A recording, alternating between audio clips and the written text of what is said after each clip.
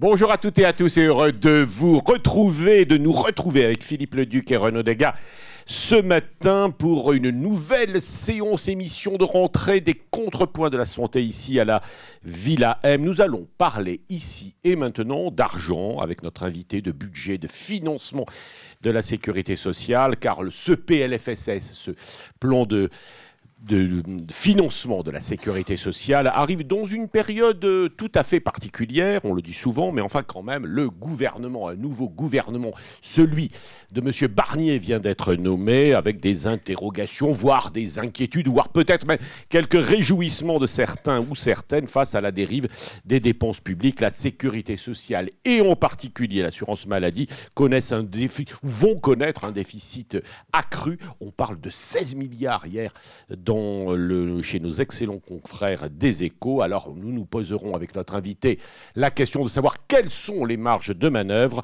à court et moyen terme, mais également comment engager des réformes structurelles. C'est bien cela qui est essentiel dans le secteur de la santé dont il a besoin. Et nous recevons donc le rapporteur général de la Commission des affaires sociales, le docteur Yannick Neuder. Je dis docteur Yannick Neuder parce que vous êtes toujours, je pense, cardiologue au CHU de Grenoble et nous sommes très heureux de vous accueillir. Cette émission est enregistrée ce 24 septembre 2024 dans la matinée, donc à la Villa M. Merci à nos partenaires, le groupe Pasteur Mutualité qui nous reçoit, MSD, Point Vision, CARE, et nous accueillons notre nouveau partenaire, c'est spécialiste des sondages de Via Voice, Adrien Broche. Nous sommes très heureux de vous accueillir. Vous succédez à notre ami, mais nous l'avions déjà dit, Odile Pexoto, mais nous sommes très contents de vous avoir et je salue toutes et tous, et en particulier nos consoeurs et confrères journalistes qui sont très nombreux pour vous entendre, monsieur le député. Et le rapporteur général. Merci d'avoir accepté notre invitation, Yannick Neuder.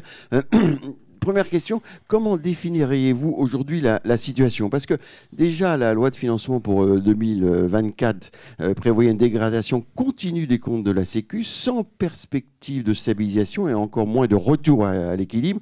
Et la Cour des comptes, dans son rapport de mai 2024, parle d'un point de bascule. 17,2 milliards de déficit en 2027, au mieux, si je puis dire, parce que ça sera sûrement plus.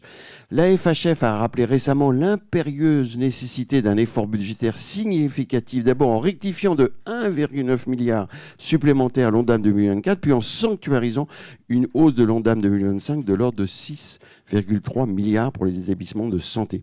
Quant aux soins de ville, le comité d'alerte du 26 juillet identifie à fin juin 2024 un risque de dépassement de l'Ondam, ce risque étant imputable à la dynamique de la plupart des postes de dépenses de soins de ville. Alors est-ce que la situation est très mauvaise, désespérée, ou il peut y avoir des pistes d'amélioration? Comment vous abordez le sujet? Écoutez, bonjour à tous. Je pense qu'il faut l'aborder le plus froidement possible. Je crois qu'on est sur un élément qui est fondamental, qui est la sécurité sociale, qui est finalement quelque chose, une avancée formidable qui est issue du Conseil de la Résistance post-Seconde Guerre mondiale. Donc c'est quand même quelque chose, il faut qu'on préserve notre système de protection sociale. Je crois que c'est quand même ce qui est fondamental. Après, ça pose la question de se dire, au-delà des chiffres, qui sont naturellement importants, est-ce que c'est bien dans le cadre d'un PLFSS, d'un projet de loi de finances de la sécurité sociale, qu'on peut porter les réformes structurelles qui permettraient finalement de soigner aussi bien, voire mieux, avec peut-être pas forcément plus d'argent. Donc il y a toutes les questions de l'efficience et je ne suis pas complètement sûr, si vous voulez, que c'est dans un exercice one-shot d'exercice budgétaire qu'on puisse en fait répondre à toutes ces questions. C'est-à-dire qu'on nous demande sur un texte que nous n'avons encore pas, pour lequel nous aurons 50 jours pour l'étudier, de réparer un déficit et de prévoir des réformes structurelles de notre système de santé. Alors je crois que tout ça n'est pas le bon outil. Le texte, vous devriez l'avoir quand? Parce qu'aujourd'hui, c'est le PLFSS. Alors c'est vrai que tout le monde plaide pour une pluriannualité, mais comment ça va se passer? Le texte du PLFSS, vous devriez l'avoir quand? Alors, 50 jours, débat en commission, quelles sont vos marges de manœuvre? Alors, déjà, normalement, la Constitution prévoit que le projet de loi de finances de la Sécurité sociale arrive le premier mardi d'octobre sur le bureau de l'Assemblée nationale. Il se trouve que le premier mardi d'octobre est un mardi, c'est mardi 1er octobre, mais il y a peu de chances que nous ayons le texte le 1er, donc espérons que nous l'aurons le 9, et à partir du 9, moyennant le dépôt des annexes, quelques jours après, nous partons pour un débat de 50 jours, puisqu'il y a une première lecture à l'Assemblée, ensuite le texte passe au Sénat, à chaque fois dans les commissions des affaires sociales, les amendements en hémicycle, et il reviendra en deuxième lecture, puisque je doute que la commission mixte paritaire soit conclusive sur ce texte. Je vous pose quelques questions de forme, c'est quand même important. Nouvelle ministre, Madame de la Santé, Madame Darrieussecq, mais on a repéré que les questions budgétaires, d'abord que le ministère des Finances était coupé en deux cette fois, et que le ministre du Budget est sous l'autorité du Premier ministre. Ça vous inspire quoi, ça ? Je crois qu'il ne faut pas forcément tirer de grandes conséquences de l'architecture gouvernementale qu'a souhaité le Premier ministre. Je crois surtout qu'il faut envisager qu'est-ce qu'on veut faire. Si on revient sur les chiffres, votre première question, globalement, on voit qu'on sera à moins 17 milliards en 2027. Au mieux. Oui. Voilà, au mieux avec...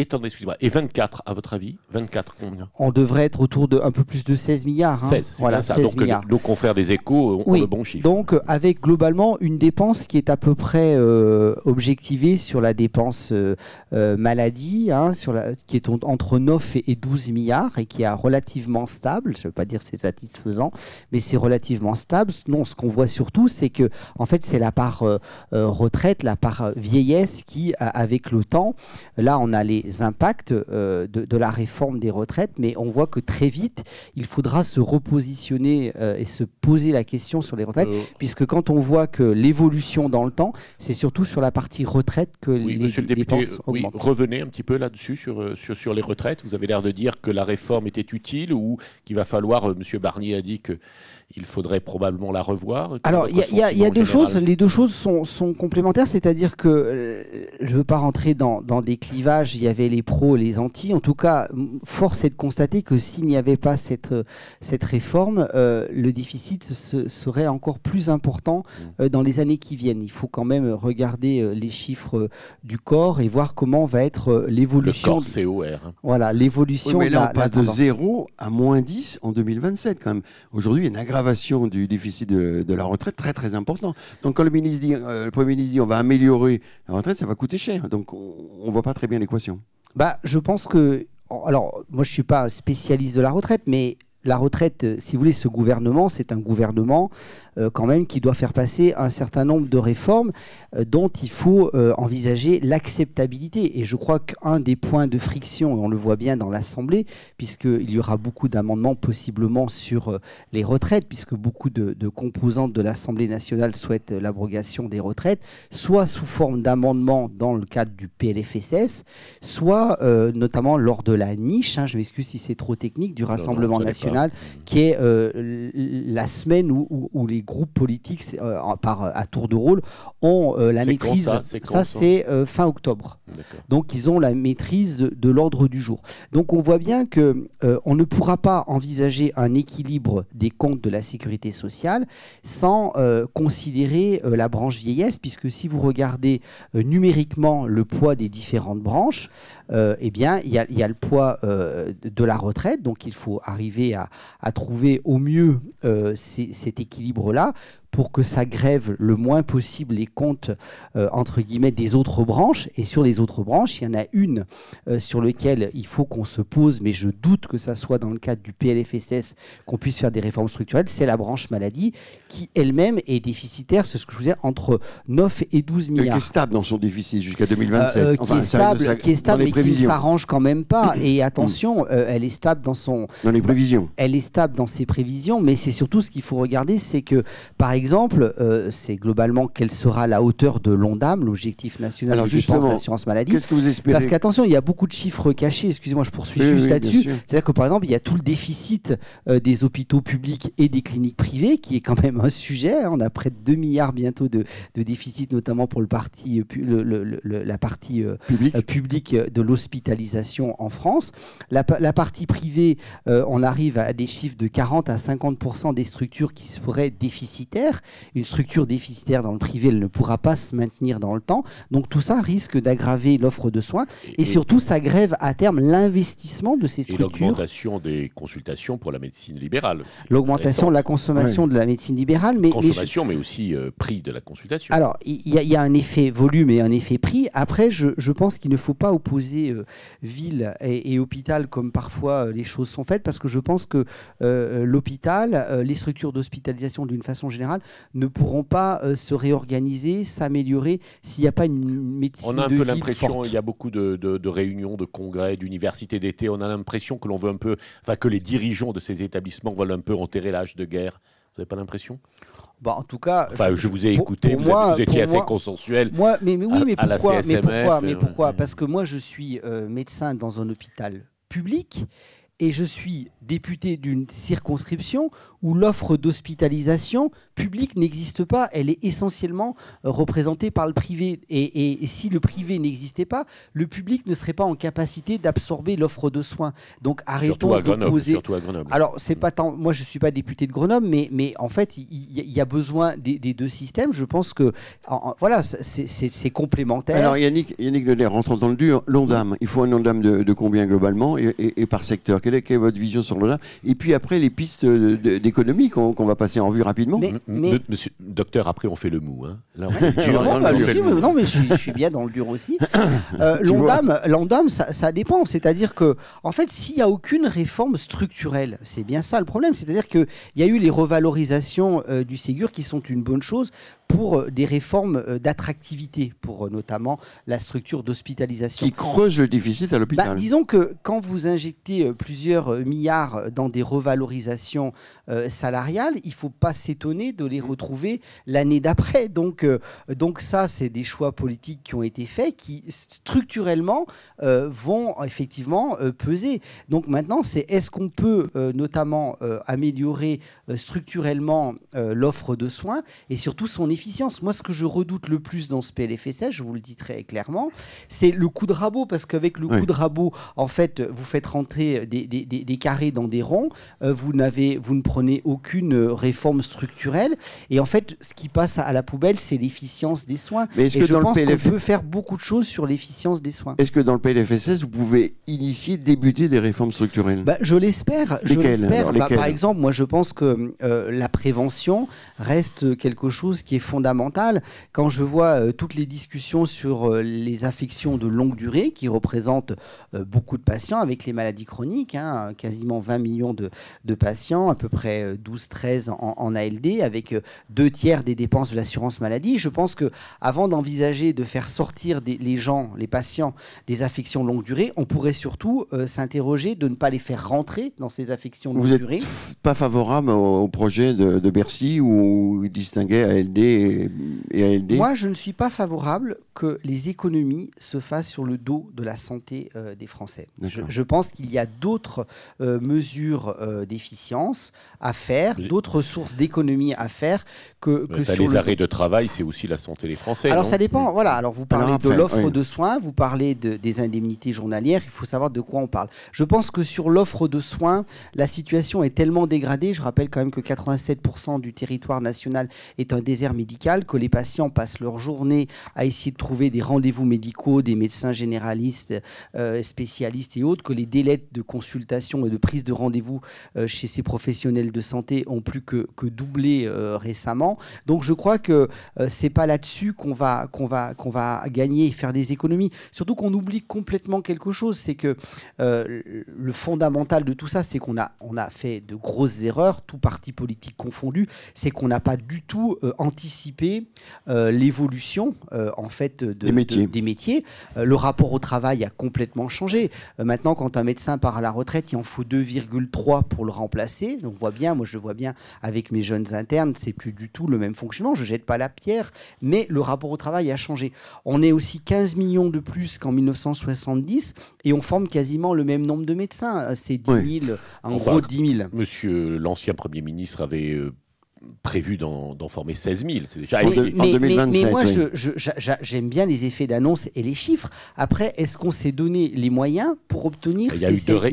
Il y a eu des réformes. Le numerus clausus est stoppé. Non, il n'est pas stoppé. Il a changé de nom. Oui.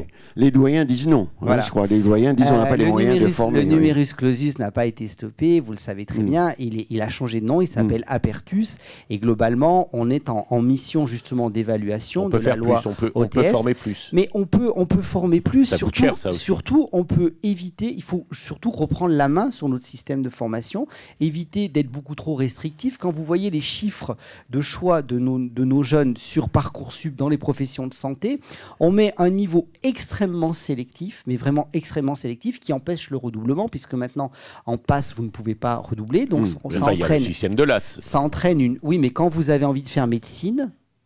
Vous n'avez pas envie de faire du droit ou de l'économie avec une mineure santé. Moi, quand j'ai fait médecine, c'était pas pour faire du droit avec une mineure santé, c'était pour m'inscrire à la faculté de médecine. Monsieur, je crois quand même que... On voit la réussite, Philippe. Est-ce qu'on envisagerait de former nos avocats ou nos économistes en leur disant de faire médecine avec une mineure droit ou une mineure économie? Il y a quelques avocats qui nous écoutent. Monsieur Leder, on n'a pas prévu de parler d'éducation, mais c'est un sujet... c'est quand même important, la formation. Très, très important. Est-ce que vous pensez qu'il faut revoir complètement l'accès aux études de santé cette première année? Parce que les doyens disent non, on ne peut pas parce que le ministre nous a dit qu'on ne pouvait pas. Il faut savoir si moi, je pense qu'il faut, en lien avec les territoires, c'est fondamental. Je crois qu'il faut territorialiser tout ça. Je crois que Mme Vautrin a un gros ministère sur l'action territoriale. Eh bien, moi, je crois qu'il faut vraiment territorialiser tout ça et former en fonction des besoins du territoire. C'est l'objet de la proposition de loi que j'ai fait voter et adopter en décembre 2023. Je suis très heureux que tout ça infuse. J'espère qu'on va pouvoir juste le faire. Rappelez-nous. En gros, une proposition de loi assez simple qui supprime le numerus clausus, apertus, enfin appelez-le complètement en disant qu'on forme en fonction des besoins du territoire, premièrement. Deuxièmement, on évite que tous nos étudiants partent à l'étranger. On a beaucoup d'étudiants qui partent en Roumanie, en Belgique, voilà. Et a-t-on assez de facultés d'enseignants? Alors après, c'est un autre sujet, c'est-à-dire qu'il faut mettre les moyens, dans nos universités et dans nos facultés de médecine avec un certain nombre de postes d'enseignants. Et puis, il faut trouver aussi d'autres lieux de stage, puisqu'on ne peut pas concentrer tous ces nouveaux étudiants potentiels dans les maisons médicales, dans les territoires. Oui, sortir de l'hôpital. Ça se fait déjà un petit peu. Vous avez les chiffres? Vous savez combien le pourcentage d'internes qui sont en dehors de l'hôpital? C'est moins de 3%. Il y a quelques marges de progression. Pour faire marcher les hôpitaux, en fait. Parce qu'elle n'avait pas le chiffre. Moins de 3%. Moins de 3%. 97% sont à l'hôpital. Il ne faut pas les enlever. L'hôpital, ne me faites pas dire ce que je n'ai pas dit. C'est-à-dire que si on en a plus... Là, cette année, on en a 1000 de moins en plus. Voilà, en plus, ouais. Et j'ai trouvé assez étonnant que les directeurs de CHU et la conf des doyens disent que c'était l'épaisseur du trait. Je pense qu'on ne peut pas parler comme ça, parce que 40 000 internes, on parle quand même de ces 1000 jeunes qui ont décidé jusqu'à l'âge de 25 ans de consacrer une grande partie de leur vie à faire des études de médecine. Et quand vous avez envie de faire telle spécialité médicale ou telle chirurgie, vous n'avez pas envie de faire... Vous savez, j'ai fini par comprendre que c'est quand même eux qui ne se sont pas présentés aux examens, mais enfin... mais est-ce qu'ils ont... ils n'ont pas voulu. Non, mais quand vous avez envie que le fondement de votre vie... Moi, j'avais envie de faire cardiologue à Grenoble. Si il y avait un nouvel examen, une nouvelle réforme qui n'était pas clairement posée avec une hétérogénéité en fonction des facultés, enfin quelque chose. Vous savez, moi j'ai fait 12 ans d'études, comme beaucoup. On a fait notre médecine classique, après notre spécialité, notre poste d'assistant chef de clinique.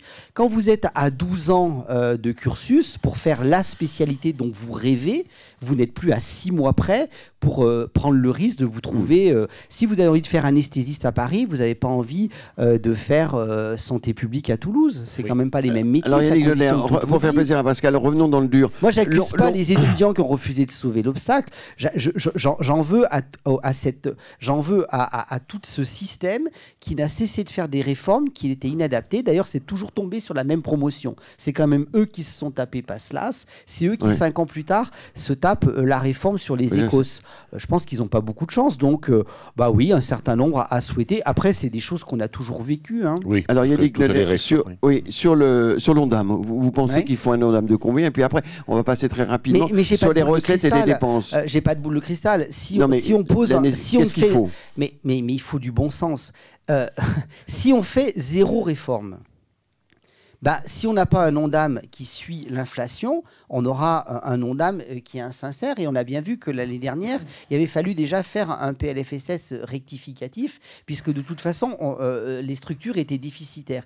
On parle d'ailleurs du sanitaire, mais on pourrait parler du médico-social, où la situation est tout aussi catastrophique, puisque 85% des établissements, notamment les EHPAD, sont déficitaires, avec des déficits qui sont structurels, donc c'est bien ça le sujet. Et moi, je vois bien dans ma circonscription, on s'inspire quand même beaucoup de ce qu'on voit aussi localement. Les directeurs d'EHPAD, directrices d'EHPAD, sont tellement en désarroi, puisqu'en fait, c'est des déficits structurels, c'est pas de la mauvaise gestion, c'est structurel. Ils en sont à plus payer leurs charges d'URSSAF. Quand on arrive à ne plus payer ces charges d'URSSAF pour favoriser le paiement des salaires de ses salariés, j'espère qu'il va y avoir une réforme structurelle, sinon c'est un puissant fond. Mais alors, vous dites l'inflation, donc il faut un ONDAM à 2%? Je vois bien que les chiffres qu'ont demandé la FHF, je pense qu'il va falloir voir ce qui est possible de faire. Mais en tout cas, il faut suivre l'inflation. Il faut regarder aussi s'il y a un retard. 2%, c'est pas beaucoup quand même. Oui, mais je pense que là, c'est trop tôt. C'est-à-dire que moi, vous voulez me faire dire un chiffre, mais un chiffre sec, si on ne sait pas quelles sont les réformes qui l'accompagnent. Moi, je pense que, par exemple, si on trouve une mesure assez facile pour simplifier, débureaucratiser, si on peut gagner de l'efficience, notamment sur la lourdeur administrative. Un exemple. Parce qu'on dit toujours qu'il faut simplifier, il faut débureaucratiser, mais ça correspond à quoi? Qu'est-ce que vous verriez? Par exemple, je pense que beaucoup de choses sont des allers-retours entre les agences régionales de santé et les structures d'hospitalisation. Les hôpitaux ont beaucoup d'administratifs, mais parce qu'on leur demande de remplir beaucoup de choses administratives. Peut-être qu'on peut en demander beaucoup moins. Et faire un peu plus confiance et faire des contrôles. Vous savez, moi j'ai été pendant longtemps vice-président Europe, notamment en région. On avait des contrôles.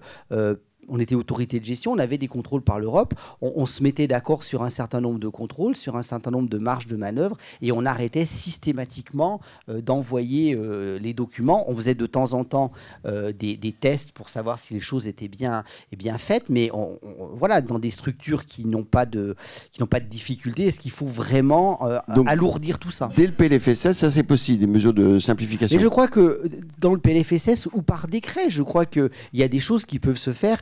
Tout n'est pas obligé de passer par le Parlement. Il y a des choses qui peuvent se faire qui sont de la bonne intelligence. Oui. Mais moi, je voudrais surtout revenir, vous m'emmenez beaucoup sur des choses administratives, sur des retraites. Moi, j'ai envie de parler un peu de santé et de médecine. Je pense qu'on pourrait aussi peut-être mieux soigner en revalorisant un certain nombre de choses. Par exemple, je pense que sur la radiothérapie, le paiement à la séance doit se discuter. Peut-être qu'il faut faire un forfait en fonction de telle ou telle pathologie, ce qui éviterait les effets secondaires et qui libérerait de la place. On pourrait aussi parler aussi de l'efficience du parcours en ville, parce que si en fait ça évite une hospitalisation, je pense que ça doit se valoriser. Quelle mesure aussi... Non, mais le parcours de soins en ville, c'est facile de dire ça, mais ça correspond concrètement. Non, c'est pas facile de dire ça. Ça s'organise, c'est-à-dire que je pense qu'en ville, il faut qu'on arrive à trouver une solution qui passe par les territoires, une fois de plus, où on a... Alors, il faut un peu de médecins. Si on a 0 médecin, je comprends que ça devient difficile. Mais si on a des médecins, il faut favoriser l'exercice, notamment des rapports avec la radiologie et avec la biologie. Et je pense que ce triptyque biologie, radiologie, médecins généralistes ou spécialistes, s'ils sont bien coordonnés entre eux, et ils le sont, ils arrivent à diminuer de 80% l'hospitalisation, à répondre aux besoins des malades. Donc, il faut être extrêmement prudent sur les coups de rabot, sur les baies, sur les choses comme ça vis-à-vis des biologistes. Là, vous répondez répondez aux biologistes qui étaient en grève lundi. Je réponds aux biologistes parce que naturellement qu'il y a un sujet chez les biologistes qui est la financiarisation, mais je dis aussi qu'un certain nombre ne sont pas financiarisés, 20 à 30% ne le sont pas, et que c'est des acteurs importants sur les territoires, qu'ils font une offre de soins et de proximité. On peut se faire prélever, e-technique sur place, ils rendent des résultats dans la journée, parfois dans l'heure, en faisant souvent des week-ends de garde, et ça évite de l'hospitalisation. Donc si on met un coup de rabot généralisé, en fait ils vont de nouveau se concentrer, se financiariser, ça sera de la perte pour le territoire. Et si un médecin généraliste ou spécialiste ne peut plus avoir accès à de la biologie dans son territoire ou de la radiologie, il n'a plus qu'une seule solution, c'est de l'hospitaliser. Attendez, juste, vous ne défendez pas l'assurance maladie en disant qu'elle veut baisser les prix? Mais il n'y a pas question de défendre l'assurance maladie ou les biologistes. Je défends ce qui me paraît, en tant que rapporteur général, les bons choix pour la santé des Français. Moi, je crois que c'est ça mon sujet et c'est ça mon rôle. Donc, je défends l'unité primaire de soins sur le territoire qui passe par des médecins, des paramédicaux, de la biologie, de la radiologie. Et moi, je souhaite aussi qu'on favorise les installations de radiologie de proximité. Je suis en train de le faire dans ma commune parce que je crois qu'une fois qu'on a cette organisation qui fonctionne bien, eh bien, ça limite le recours à l'hospitalisation et ça limite la désorganisation de l'hôpital. Et je pense que quand l'hôpital arrêtera d'être désorganisé par ce flux aux urgences, par ces hospitalisations non programmées, eh bien, il pourra se restructurer. Mais tant qu'il ne pourra pas faire face à ça, c'est difficile de lui demander aussi de se restructurer. Donc essayer d'organiser pour bien comprendre la ville. Grâce à la ville, pour désengorger l'hôpital. Il nous faut quand même, parce qu'il y a des auditeurs et téléspectateurs qui nous regardent et qui ne comprennent peut-être pas toujours non plus la subtilité de nos questions. Sur la radiothérapie, vous voulez dire évidemment moins de séances, mais à égalité de qualité des soins. Il faut quand même le repréciser parce que c'est très angoissant cette histoire de bien sûr, je réduis, il ne s'agit pas de diminuer, mais non, il ne s'agit pas. C'est-à-dire que je pense qu'en fonction de critères, notamment, on ne va pas rentrer dans les détails techniques, mais la fragmentation et des doses et autres, on peut comprendre que s'il y a un paiement qui est au nombre de séances, on pourrait comprendre qu'on est peut-être tenté de finir le nombre de séances pour avoir la recette en face. Mais il y a une réforme en cours là-dessus. En tout cas, ça fera partie des sujets. Réforme, on ne sait pas, il y a des demandes de la part des opérateurs. Oui, Alesmo à Barcelone, on en a beaucoup parlé. Alors, Pascal, mais on pourra parler, si on est sur le champ du cancer, parce que si vous m'avez emmené tout à l'heure sur les affections longue durée, il y a quand même 3 champs essentiels. Il y a la santé mentale, bon, tant mieux, le Premier ministre veut en faire une grande cause nationale pour 2025, je pense que c'est une bonne idée parce qu'il y a beaucoup de choses à faire. Après, il reste 2 autres champs importants qui sont la cancérologie et le cardiovasculaire d'une façon générale. Le cardiovasculaire, je pense qu'avec des campagnes très ciblées sur les facteurs de risque cardiovasculaire, on peut quand même éviter l'arrivée d'accidents vasculaires, l'arrivée d'infarctus, ce qui est bénéfique pour naturellement le malade, qui est souvent bénéfique aussi en termes d'arrêt de maladie, d'indemnité journalière et de baisse de productivité. Parce que si vous avez quelqu'un qui a fait son accident vasculaire et qui ne peut pas retourner au travail, et ben en fait, c'est un prévention, c'est un coût pour la société en termes d'absence de productivité. Il y a d'autres sujets, il y a les transports, il y a évidemment la question de l'industrie pharmaceutique également. Les transports, je pense qu'attention à la fausse bonne idée. Oui, allez-y. Parce que les transports, on nous les a chiffrés à 6 milliards. Attention, l'impact n'est pas du tout le même. Encore une fois, vision territoriale. Quand vous supprimez le transport, moi j'exerce à Grenoble, dans une métropole. Quand je ne signe pas le bon de transport d'un patient qui vient me voir en consultation, qui est en général un insuffisant cardiaque, donc une vraie affection longue durée, il descend l'escalator. S'il habite la métropole, il a le tramway. Donc l'impact est... Bon, c'est moins confortable peut-être qu'un transport, mais il y a un moyen. Si c'est quelqu'un de ma circonscription, il est à 50 km de l'hôpital sans aucun mode de transport. Donc il faut faire attention que là aussi, une réduction à coup de rabot sans réfléchir à ce qu'on est en train de faire peut se traduire pour bon nombre de patients à un renoncement aux soins, parce qu'il faut faire attention les endroits où si les transports en commun sont développés ou pas, et chimiothérapie, radiothérapie, dialyse, dans les territoires, si vous n'avez pas le transport, c'est un recul de l'offre de soins. Oui, effectivement, il y a les fausses bonnes idées. Dites-moi, sur l'industrie pharmaceutique, je voulais en parler parce que, à la fois, il y a d'un côté la taxation, il y a eu une conférence de presse du LEM il y a 24 heures ou 48 heures, mais de l'autre côté, on a appris ce matin que, d'abord, les pénuries de médicaments étaient toujours là, avec eu des amendes qui sont adressées à certains opérateurs, à certains industriels qui n'auraient pas respecté les stocks. Vous savez vous connaissez l'histoire. Et puis ensuite, évidemment, évidemment une forme de désindustrialisation qui recommencerait avec le Doliprane, célèbre Doliprane, qui serait vendu, enfin, etc. etc. Comment vous regardez ça, monsieur le rapporteur général? Moi, je regarde ça que, effectivement, un des grands enseignements du Covid, c'est l'absence de souveraineté sanitaire. Et l'absence de souveraineté sanitaire, ça passe bien par la désindustrialisation du pays. Quand on voit qu'on était très dépendant de l'Allemagne pour avoir des respirateurs, quand on était très dépendant de la Chine pour avoir des masques ou autres. Et je pense que la réindustrialisation de la France, moi je suis très heureux, je suis dans une circonscription, je m'inspire beaucoup du local, qui va réintroduire c'est beau l'Isère, hein. Le paracétamol pour une production qui va à terme assurer 60% des besoins du paracétamol de l'Europe. Je pense que quand on Où a exactement c'est à Roussillon. Ah oui, et c'est quel Sequence, opérateur? Sequence. D'accord. Voilà, qui va remettre du paracétamol. Et je pense que quand on a des industriels qui investissent sur le territoire national... Et vous êtes sûr que, excusez-moi, je vous coupe, vous êtes sûr que l'usine ne sera pas menacée par la désindustrialisation? Elle est en train de se construire. Oui, je sais. Elle est prévue pour. Voilà. Alors, en tout cas... Nos excellents confrères de France Inter ce matin ou de France Culture n'étaient pas très rassurés sur l'avenir de l'usine, si? Écoutez, alors c'est un scoop d'il y a quelques minutes, mais moi je n'ai pas été informé mais Pascal, il a toujours des informations par le directeur général qui, voilà, donc je n'ai pas eu cette information. Mais attendez, un mot sur l'industrie, oui. Oui, sur l'industrie, je pense que quand même...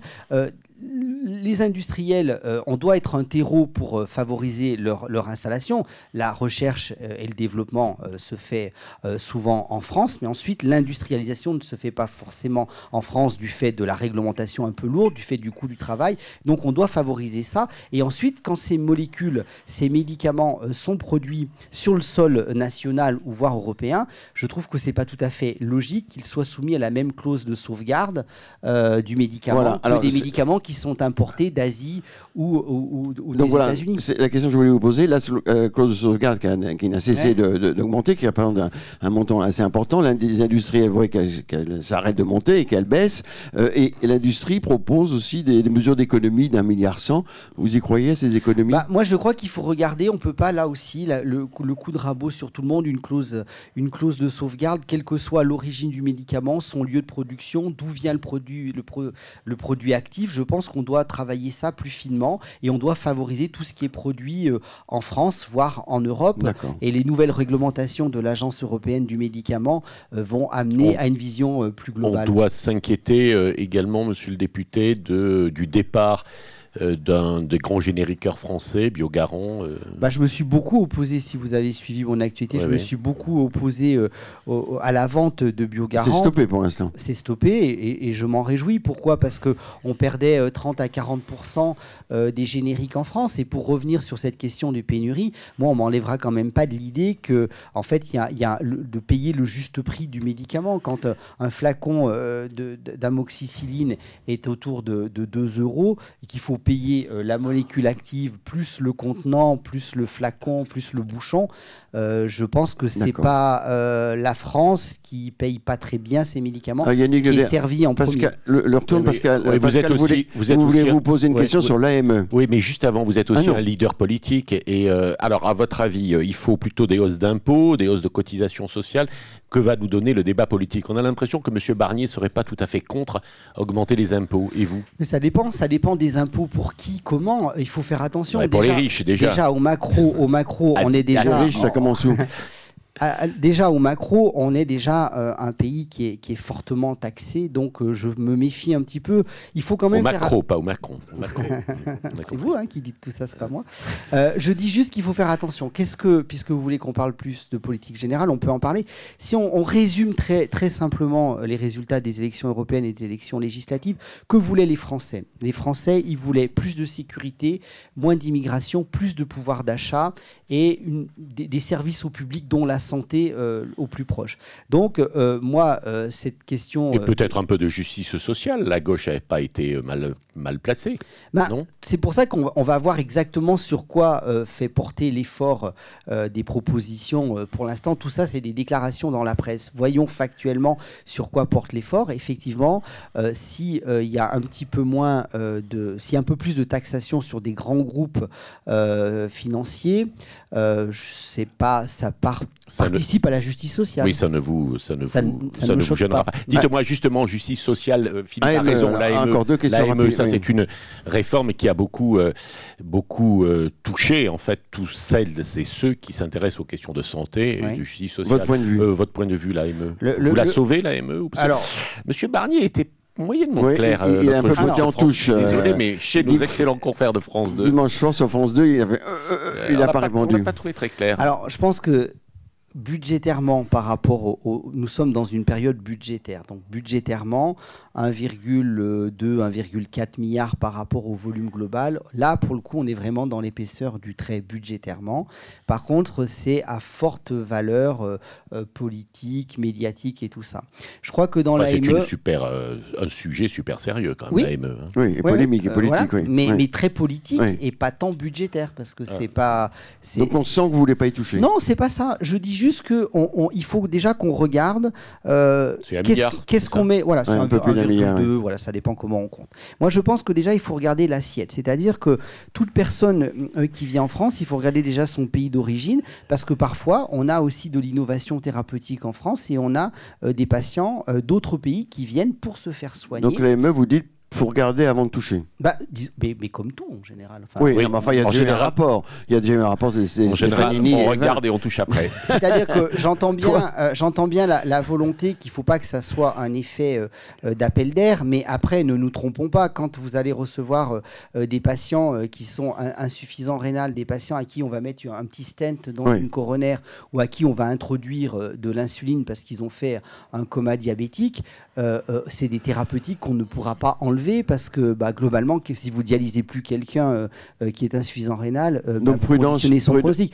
Donc je dirais qu'il faut être très prudent. Déjà, il faut regarder le statut aussi médical des patients qu'on accueille et puis savoir de la provenance, parce que parfois il y a un certain nombre de soins qui peuvent être facturés au pays d'origine, et c'est vrai que quand vous avez des personnes qui ont cotisé toute leur vie, qui ont un reste à charge sur des frais de santé, en termes de justice sociale, c'est difficile à entendre que quelqu'un qui n'a jamais cotisé puisse bénéficier en gros du même panier de soins, mais ça ne veut pas forcément dire qu'il faut réduire le panier de soins, il faut juste qu'il ne devienne pas un facteur d'attractivité et peut-être savoir refacturer aux pays d'origine qui en ont les moyens. Alors avant de passer au... Donc un peu moins d'emballement médiatique et un petit peu plus de médicalisation de la décision, voilà ma position. Donc prudence. Juste une question, sur le bouclier sanitaire, la présidente de la chambre 6 de la Cour des comptes a ressorti cette notion de bouclier sanitaire, à titre personnel, dit-elle. Que nous avons reçu récemment, Véronique Amaillon. Véronique Amaillon. Nous avions reçu, il me semble, en commission des affaires sociales. Oui, absolument. Oui, au contrepoint aussi.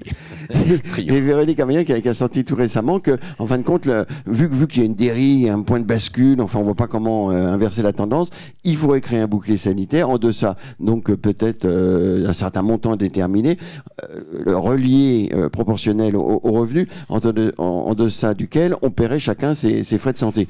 Est-ce que vous pensez qu'il faut... Alors, je suis... Oui, excusez-moi, je peux dire, j'ai été surpris qu'une présidente de la Cour des comptes parle à titre personnel. Oui, veuille parler aussi. à titre personnel. C'est pour ça que c'est intéressant. Le rapporteur général va nous dire ce qu'il pense. Alors moi, alors vous êtes en train de me dire qu'en fait, il faut lier le remboursement des soins en fonction du niveau de revenu. Créer une franchise, quoi, tout simplement. Moi, je crois qu'il faut franchise. préserver notre modèle social. C'est bien pour ça qu'il faut parfois le restructurer. Mais moi, je reste sur ces fondements de 1945, du général de Gaulle, du Conseil de la Résistance. C'est quand même ça, les fondements de notre République. C'est que, en fait, doit avoir accès aux soins et au remboursement, quel que soit votre niveau. Donc, mettre un remboursement qui est lié en fonction des revenus, ce n'est pas ma vision des choses. On est content de voir qu'il y a des députés qui connaissent un peu l'histoire. Léon Blum, etc. La Résistance, je n'ai pas dit le maréchal Pétain. Léon Blum, il est bien connu quand même. Alors, qu'est-ce que pensent les Français? On a donc, Viavos a réalisé un sondage auprès du grand public pour les contrepoints de la santé, pour voir un petit peu ce que pensaient les Français sur le financement Et on répète qu'on est content de recevoir Via Voice. Oui, merci beaucoup au Contrepoint, au nom de Via Voice pour ce nouveau rendez-vous. Effectivement, j'ai cru comprendre que j'avais 3 minutes, donc je vais essayer d'aller très rapidement sur ces enjeux qui sont majeurs. Un premier indicateur très macro déjà, qu'on a tendance à soulever en ce moment, les Français sont de plus en plus sensibles effectivement à la question de la dépense publique, dans un contexte évidemment où le déclassement, le sentiment qu'on vit moins bien que ses parents et que nos enfants vivront moins bien que les nôtres est de plus en plus prégnant. La dette étant effectivement un enjeu de long terme sur ces sujets, c'est absolument prégnant. On avait coutume de dire que c'était un enjeu important en valeur absolue. Ça l'est aussi en valeur relative, c'est-à-dire que quand vous posez la question aux Français des sujets qui les préoccupent, aux côtés de l'insécurité, l'immigration, le travail, l'emploi, l'éducation, la question de la dette publique monte dans les classements. C'est aujourd'hui, dans le baromètre Via Voice, qui est un des plus fiables évidemment du marché, la 4e priorité des Français. Sur la question de la santé, puisque c'est justement un enjeu très proche de la dette publique, la santé en termes de priorité, les choses sont à peu près similaires. La question du déficit de l'assurance maladie aujourd'hui est considérée comme une question, un enjeu préoccupant, important pour une très large majorité de l'opinion, aux alentours de 80% des Français l'estiment. C'est même 4 Français sur 10 aujourd'hui qui considèrent que c'est un enjeu prioritaire que de réduire la question du déficit de l'assurance maladie. Aujourd'hui, la question de l'hôpital, le regard que porte l'opinion sur le système hospitalier français en général, on sait que ça a beaucoup chuté depuis 2020, qui est un moment où l'hôpital public, qui restait un bastion, une forme de citadelle du modèle républicain français et de ses services publics, a commencé à vaciller. 60% aujourd'hui des Français, en moyenne, considèrent ont un regard positif sur l'hôpital public. Cet indicateur se dégrade néanmoins nettement puisque la dynamique est négative. Aujourd'hui, c'est 8 Français sur 10 qui ont le sentiment que les services publics de santé ont tendance à se dégrader. Alors évidemment, les solutions, c'est là que les choses se gâtent puisque on a un peuple français qui est récalcitrant sur les 2 grands leviers d'action. D'abord, les hausses d'impôts. 70% des Français considèrent que c'est une option inacceptable aujourd'hui, dans un contexte évidemment de crise du pouvoir d'achat et de désindexation de la qualité des services publics sur le niveau des prélèvements obligatoires. On a l'impression justement que ce niveau qualitatif est inversement proportionnel au niveau de prélèvements auxquels sont soumis les Français. Donc première option, 70% des Français estiment qu'elle est inacceptable. La question évidemment aussi de la baisse des dépenses, c'est 60% aujourd'hui de l'opinion qui considère qu'on ne doit pas baisser les dépenses en matière de santé en France.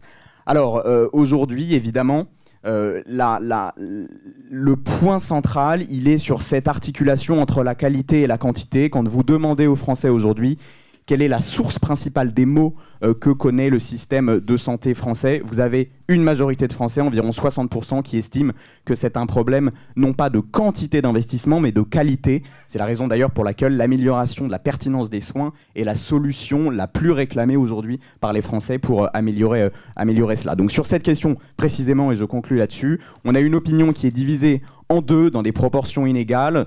2 tiers considèrent effectivement qu'il faut absolument ne pas baisser les dépenses publiques. 1 tiers considère qu'il faudrait les augmenter. C'est une répartition et une structuration qui est plutôt indexée sur la situation politique et idéologique de la France aujourd'hui.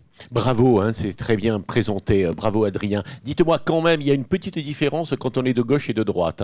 Quand on est de gauche, on veut bien... les impôts, c'est moins... Si on les augmente, c'est moins grave. Enfin, c'est pour les autres. Mais je vous ferai c'est classique, remarque. C'est une différence, effectivement, c'est pour ça que je n'ai pas insisté dessus. Mais regardez cette étude. On a encore 5 minutes, Pascal. Réaction rapide. Les Français veulent plus, mais ne veulent pas payer plus. Classique. On voit bien que la voie de passage est étroite entre la réalité du déficit et de la dette publique, 3 000 milliards de dettes, et la volonté de savoir où est-ce que l'on peut faire des économies. Je crois cependant qu'on ne pourra pas envisager une politique durable et maintenir le système. C'est pour maintenir le système de protection sociale qu'il va falloir justement faire des réformes. Et je pense qu'on ne peut pas ne pas diminuer la dépense publique. Ça ne veut pas dire qu'on va... C'est une des lignes rouges que je vous ai dit en début d'émission, mais pas sur le dos de la santé proprement dite. On est déjà dans une situation extrêmement tendue, que ce soit à la ville, à l'hôpital, et à l'hôpital, structure d'hospitalisation publique ou privée. Dans le médico-social, c'est compliqué. Donc je pense que dans la dette sociale, dans la dépense sociale, c'est pas forcément le côté santé qu'il faut envisager. En tout cas, c'est des réformes qui nécessitent en tout cas un peu plus de temps. C'est pour ça qu'il ne faut pas non plus mettre beaucoup d'espoir dans ce PLFSS en pensant qu'on va réduire le déficit de la sécurité sociale sur sur un exercice budgétaire, c'est une pluriannualité, c'est un engagement. On a parlé de la prévention tout à l'heure. La prévention, ça a un coût. Donc, si on veut avoir des mesures, il faut quand même semer pour récolter. Et il faut quand même une loi de programmation aussi. Je pense qu'il faut une loi de programmation en santé pour définir des objectifs, pour infléchir la tendance. C'est pas quelque chose d'arithmétique. Et si on veut améliorer l'efficience du soin pour éviter ces coupes-rabots, ça nécessite des réformes d'organisation en ville et des réformes structurelles dans les structures d'hospitalisation qui ne peuvent pas se faire en quelques jours dans le cadre d'un PLFSS. Une question encore politique, est-ce que vous pensez que notre secteur, celui de la santé, pas du social, mais de la santé, pourrait être un peu plus consensuel que d'autres secteurs? Je le crois. Franchement, je crois que s'il y a bien un des sujets sur lequel le nouveau gouvernement pourrait trouver quelque chose qui convienne, je pense que la santé n'est pas de droite, pas de gauche. Et je crois que tout le monde veut être soigné du mieux possible. Et je crois qu'il faut aussi penser beaucoup aux patients, mais surtout aux soignants. On a quand même beaucoup de gens, médecins, paramédicaux, qui font quand même beaucoup pour que tous les jours ça fonctionne. Et je crois qu'il ne faut pas en permanence les stigmatiser. Après, voilà, il y a des choses à faire. Alors, le contrepoint de Renaud Degas. Oui, bonjour. Et une réflexion en vous entendant, effectivement, comme certains de vos prédécesseurs et quels que soient les partis politiques, vous insistez beaucoup sur l'efficience, les actes redondants, l'articulation des acteurs, etc. C'est vrai que cette problématique est identifiée depuis en fait très longtemps, puisque quand l'HAS s'appelait encore l'ANAS, il y a eu un rapport très intéressant sur le coût, la non-qualité, qui renvoyait à ce type de problème. Et on voit bien que sur le terrain, ce qui bute essentiellement, c'est les silos de financement qui empêchent d'articuler les acteurs de façon intelligente. Et du coup, chacun retient un peu son activité parce qu'il considère qu'il en a besoin pour vivre. Est-ce que là, il y a quelque chose à faire sur le mode de financement des acteurs pour qu'ils puissent vraiment articuler leurs actions autour du patient? Parce qu'on voit que depuis des années, il me semble que c'est là qu'il y a un vrai point de blocage, et en quoi le Parlement aujourd'hui peut agir sur ce point de blocage.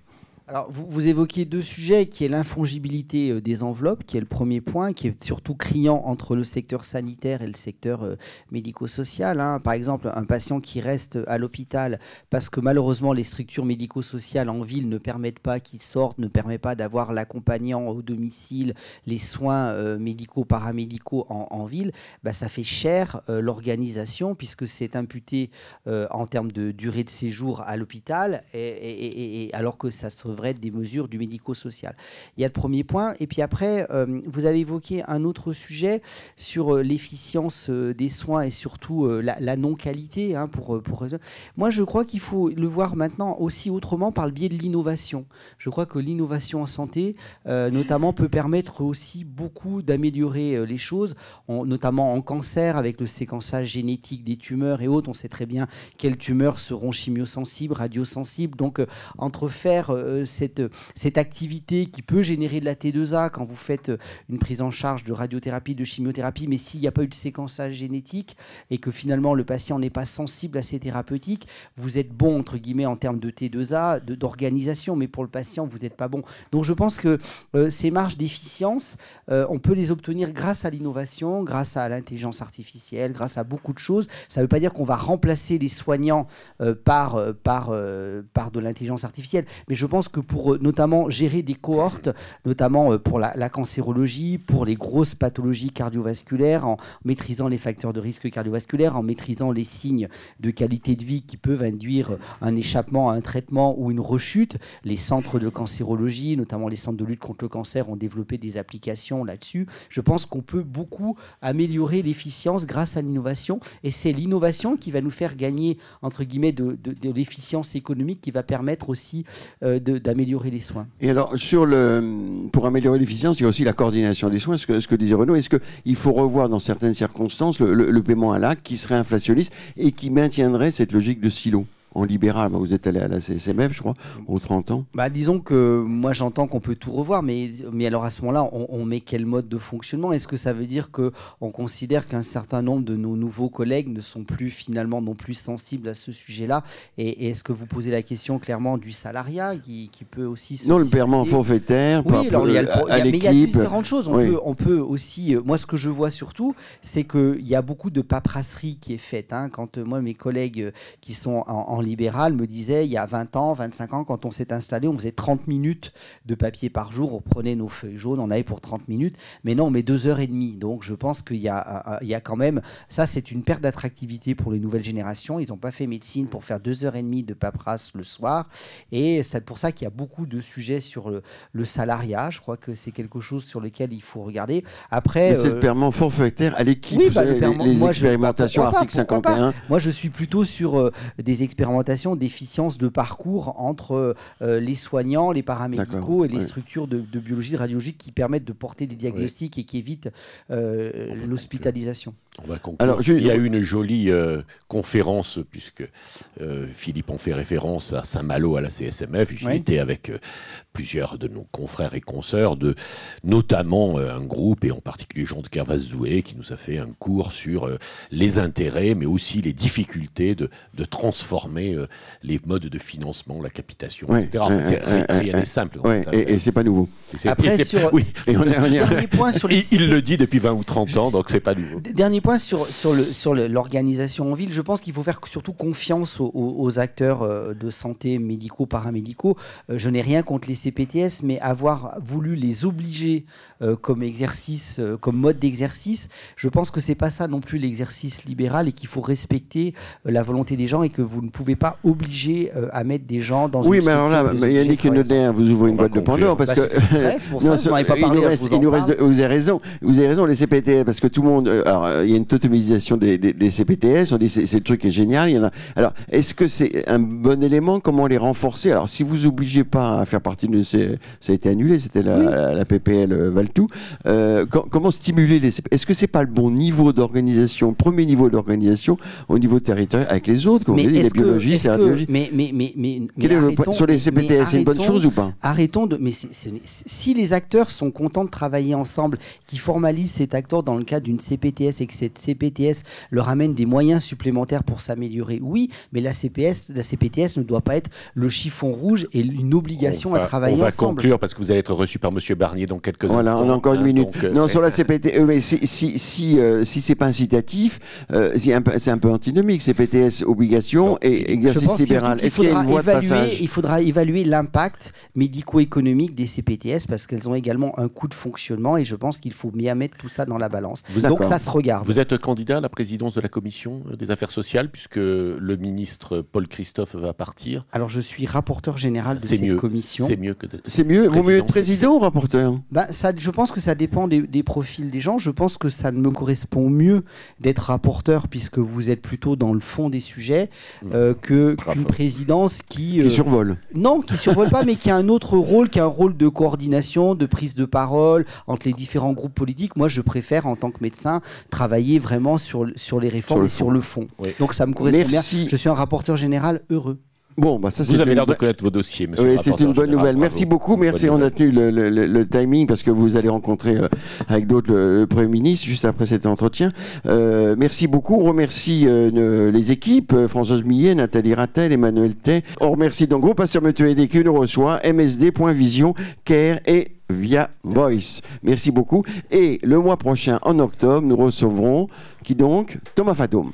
Alors, je voudrais dire à monsieur le rapporteur général cette phrase de François Furet, la démocratie n'est pas un système de consensus, mais de conflit. Alors, vous réfléchirez à ça, François Furet.